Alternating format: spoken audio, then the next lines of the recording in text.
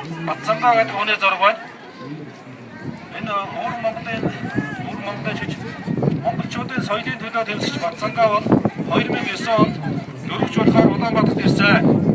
Тэгээд нэгдсэн үндэсний байгууллагын хамгаалалд ороод багт нь Монгол хятад улсуудын цагдаа нар мөн нэгдсэн үндэсний байгууллагын салбарын Монгол ажилтан нар нээж хөвөлдөн нэгдсэн үндэсний байгууллагын байранд дуудаж гадаа нутагт баривчилсан.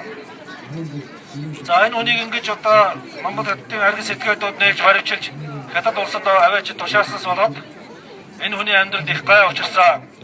Хятад улсад энэ хүн бол янз бүрийн ял зэм сонсож тэгээ саяхан гэрээ хорионд байжгаад тэгээ гэрээ хорионыхоо дэглэмийг зөрчсөн гэсэн шалтгаанаар 3 жилийн ял авч хятадын шорон гяндад зовж шаналж байна. Энэ үнийг одоо манай Монголын аргас этгээдүүд хятадын цагдаа нартай нийлээд тэгээ дээрээс нь нэгдсэн үндэсний байгууллагад байдаг одоо Монгол ажилтан нэмэх тагнуул туршуулттай нийлээд ингэж барьж өгөөгүй байсан бол энэ хүн өнөөдөр хятадын шорон гянданд одоо тамлан ташлах биш монголчууд бидний дунд одоо монгол хүнийхээ эрхийг эдлээд алхаж явах байсан мэзээ. За тэгээд 2008 онд бас Монгол улсын иргэн өмнөд монголчуудын хүний эрхийг эдлэх соёлтыг хятад ажиллаар очихтан Монгол улсын хүчнийхэн хятадын хүчнийхэнтэй хамтран ажиллаж баримтлуулж хориулах ажлыг зохион байгуулсан. Соёлт ийхүү хэлмэгцлийг Монголын янз бүрийн байгууллагууд нуун дарагдуулж басан төрийн байгууллагууд. За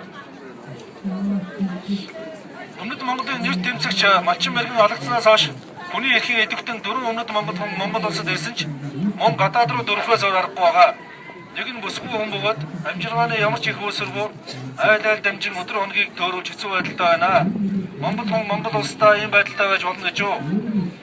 1990 оноос хойш 1000 орчим өмнөд Монгол хүн Монгол улсад ирснээс хавчиж шахах, барьж тушаах, эрүүдийн шүүх, нөөрдөн цөлмөх зэрэг зөөвөөс үйлдэлүүдээс олж 900 орчим нь гадагшаа гарч 100 орчим нь үлдсэн байна. Энийг Монголын хөгт толгой сонд өмнөд монголчуудынхаа өрлөө өшгөлсөн мөн жилүүд өгүүлж бичжээ.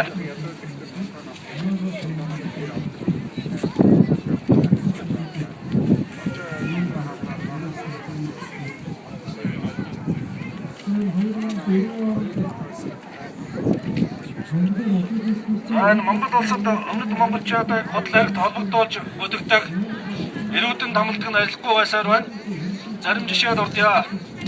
Монгол улсад одоо үйл ажиллагаа явуулдаг бизнесмен 100 нас гэдэг хүний өв хөрөнгийг бол манай Монголын нэгэн төрийн хүндлэгт гарсан хүн өөр юм лоурдын дээр бичээсэн. Ер нь бол одоо энэ Монгол улсын ерөнхийлөгч нар гэдэг хүмүүс бол эсвэл өвөр Монгол хүн иргэн болохыг одоо хичнээн арын хаалгадаж хүсээд иргэн болгож хүч мэдэл нөрдгөө. Харин хятад хүнийг бол одоо Монголд оруулж ирэхдээ 20-30 мянгаар нь жисэг оруулаад ирчдэг ийм сонин ерөнхийлөгч нар байдаг. За тэгээд нэг ерөнхийлөгч маань 100 нас гэдэг одоо өвөр Монгол бизнесмени хамаг хөрөнгийн дээргчээд дараа нь энэ бол одоо тагнуул туршуул хятад улсын эсрэг үйл ажиллагаа явуулдаг гэж гүтгээд хятад руу баримтлуулж тушаалгаж байсан. За бизнесмен Алтан сангийн хөрөнгийг битүүмжилж хуурамч хэрэгт холбогдуулж шүүхээр буруу нотлогдоход улс төрийн үйл ажиллагаа явуулдаа гэд хорж хүнд хэрэгтнүүдээр тархинд нь хадаас цоох зэргээр харгасаар томлуулж улмаар хятад руу гаргасан. Монгол улсад гадаадын иргэн улс төрийн үйл ажиллагаа явуулж болохгүй гэж хуулин заасан байдаг.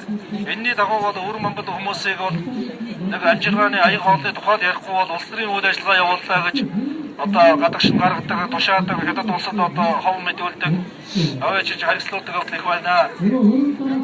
Тэгээд Монголоос ирсэн Монгол улсын иргэн ихнэртэй 2 хүүхэдтэй эрдэмтэн Мөнхбаатарыг ачаагаад мөргснийхэн төлөө улс төрийн үйл ажиллагаа явуулах гэж хятад руу алхтан гаргасан. Энэ алхтан гаргасныг үндэслэхгүй зүйл боллоо гэж хөөцөлдөж явсан. Тэгээд Монголын 2 залуу мөн дээр шалтгаанаар гаргасан.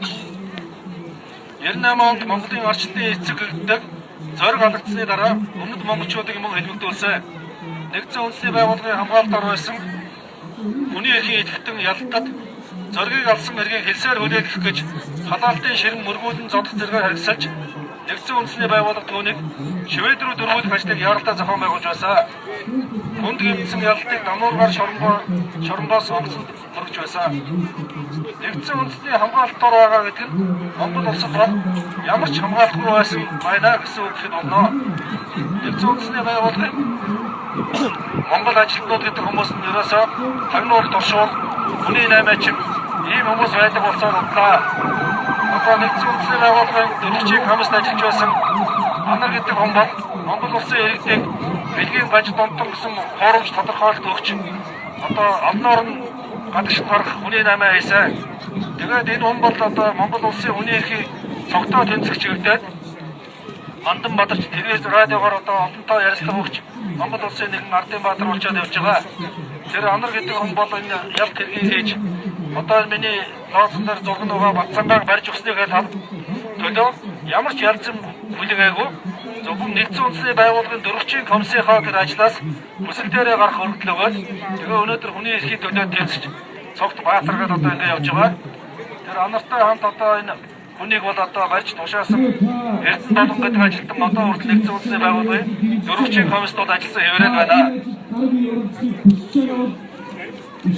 За 2006 онд нэгэн өмнөд Монгол хүнийг хүчнэхэн хонгааж Хятад ард улсын талд сэм өгөх гэж Чинийг оролцоо бие засах газар худад орсон бөгөөд тэрээр амиа орлохыг шуурдж байсан.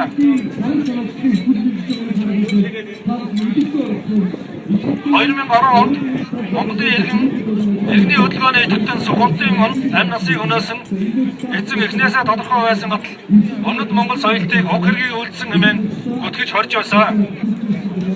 Иргэний хөдөлгөөнийх нь жинхэнэ буруудан шийдэхийг шаардаж тэмцсэн учраас соёлтыг сулсан.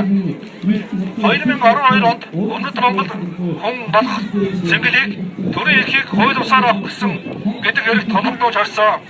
3 сарын дараа уг хэрэгт холбогдсон орж байсан хэргийн гол зохион байгуулагч гэгдэж байсан хүнийг сулснаар цэнгэл уг хэрэгээр холбож байгаа цорын ганц хүн болсон. Түүнийг хээр аваачин хүнд гэмт хэрэгтнийг цааслах байгаа мэт дөрөв үзүүлэн хий болох гэмт хэрэгтнүүдээ задуулах, нэрэмдүүлэх хэрэгт холбогдогчид дундаас ганцаархан хүнд нөхцөлтэй өөр шоронд ойчин өрх зэрэг зүсэн зүйлээр цэнгэл гэдэг хүнийг зовоож байна. Монгол улсад олон жилээр томоотой хуулийг сахин амьдарч ирсэн өвөр Монголын жирийн нэгэн иргэн хүн яалтаараа төрийн эрхийг авах гэсэн гэгдэж хамгийн хүнд буюу одоо 25 жилийн ял авах гээд хоригдож байна вэ. Ийхүү одоо өмнөд монголчуудын их Монголд нослоогоор зөрчигдсээр байна. Үүнийг бид нар одоо болиулахын төлөө дуу хоолойгоо нэгдэх ёстой.